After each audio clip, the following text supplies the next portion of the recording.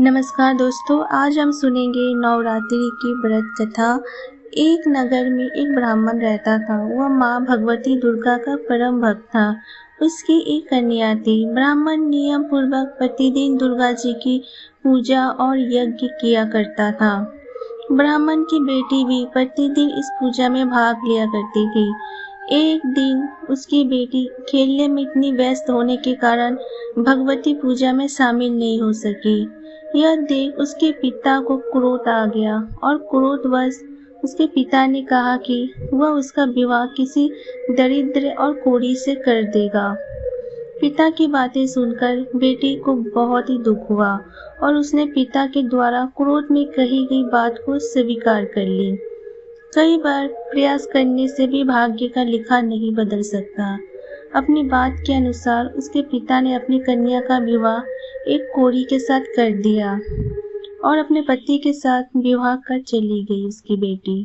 उसके पति का घर ना होने के कारण उसे वन में घास के आसन पर रात बड़े कष्ट में बितानी पड़ी। गरीब कन्या की यह दशा देखकर माता भगवती उसके द्वारा पिछले जन्म में की गई उसके पुण्य प्रभाव से प्रकट हुई और सुमति से बोली, हे कन्या, मैं तुम पर प्रसन्न हूँ। मैं तुम्हें कुछ देना चाहती हूँ।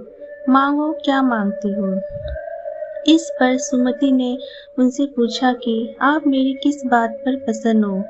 कन्या की यह बात सुनकर देवी कहने लगी, मैं तुम पर पूर्व जन्म के तुम्हारे पुण्य के प्रभाव से प्रसन्न हूँ। तुम पूर्व जन्म में भील की पतिव्रता स्त्री थी। एक दिन तुम्हारे पति भील द्वारा चोरी करने के कारण तुम दोनों को सिपाहियों ने पकड़कर जेल खाने में कैद कर दिया था। उन लोगों ने तुम्हें और तुम्हारे पति को भोजन भी नहीं दिया था।